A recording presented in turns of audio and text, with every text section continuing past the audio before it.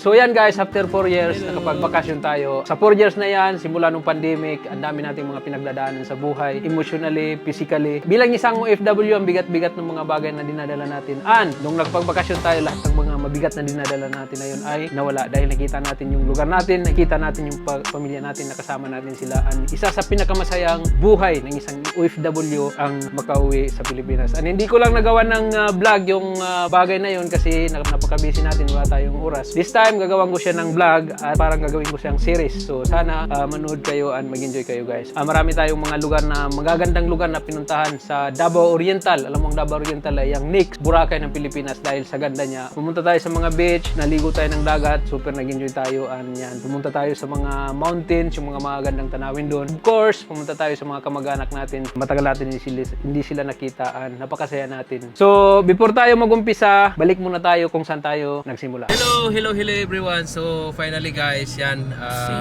after 4 years now we are going for vacation and we are excited of course kasama ko itong mga madam dito sa likod. Say hello. So yan guys, from Dubai to Philippines, exactly from Dubai to Davao. We are excited and first thing, let's go to airport. I've changed for the better this time.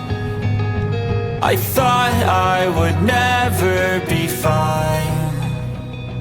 I strive just to say I'm alright. From home, pumunta tayo ng Dubai Airport. Ito yung kaganapan sa Dubai Airport. Oh, hello, Kuya Eds and fam. You know, I'm happy you're going for vacation and I'm... After 4 years, imagine. Sana all. Ano kaya mga pagbabago doon ngayon? Hindi, ang pagbabago dun ay walang pagbabago pa rin. Yun at yun pa rin. Guys, Excited ka na? wala ko nagugutom. Hindi masyado. Bakit? No, codes. Are you excited or no? I'm excited. Really? So yan guys, yan. Naka-check-in tayo at nakalabas na din tayo sa immigration. So wala tayong problema, hindi tayo nag-over-baggage sa pag-check-in natin. And ngayon, dito na tayo sa loob. And yeah, we are excited to see Philippines. Yan. Excited ya, Habibi? Saan ka pupunta?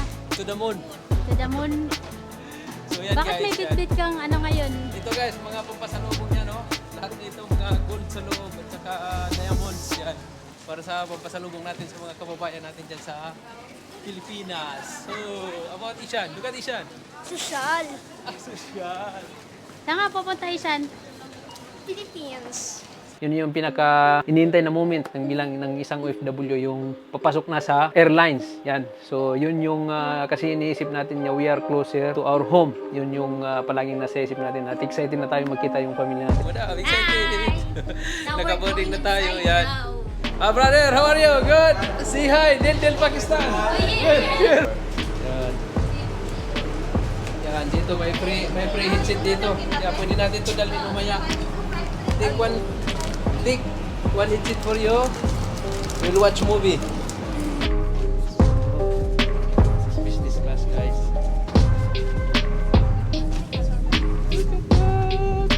Welcome to Singapore Airlines. Hello. Good evening. So, yan guys, finally nasa airplane na tayo, sa loob ng airplane yan. It's kakaiba yung pakiramdam natin dahil we are very closer to home. So yan, matagal tayong hindi nakapagbakasyon, as I said, 4 years. So itong pakiramdam na to, excited na tayo. Of course, makauwi ng Pilipinas at kita yung mga kamag-anak natin sa Pilipinas. Yeah. Singapore Airlines is isa sa mga paborito natin na airlines sakyan kasi yun nga, nag-enjoy din tayo sa airlines na yan kasi pag sumakay ka ng Singapore Airlines, of course, yung mga masasarap na pagkain nila, namimiss natin yun, at saka yung mga snacks yan. Of course din yung instead na matulog ka, may mga magagandang mga movie yun, pinapanood natin yun. This is memory. How's everyone? Someone is praying guys, and this one, she's not praying, this is Alima. This is from From where? Davao. From Davao, Bisaya man. Hello sa vlog.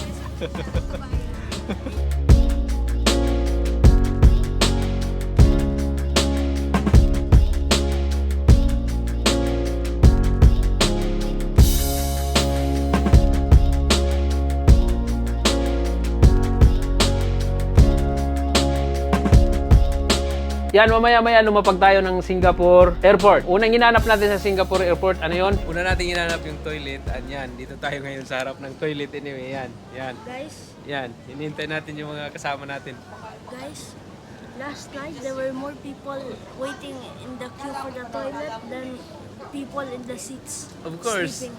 during travel, you know, the most visited place Is the toilet. is the toilet. Yeah, so yan. So actually, what is your impression for Singapore Airport?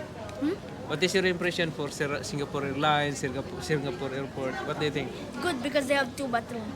How's the toilet experience? It's good. Making...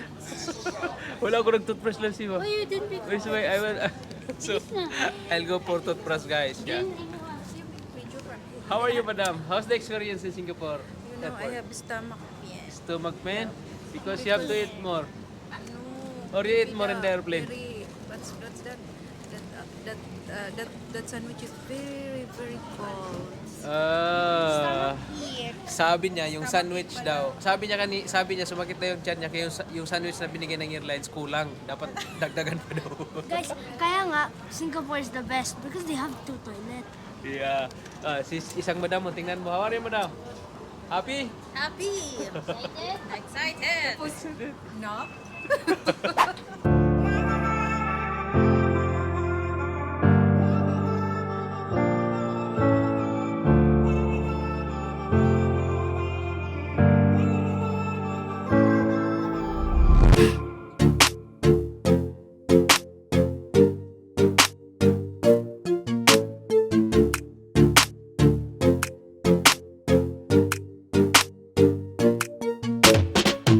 Dito ka sa Singapore, yan ang mangyayari dyan.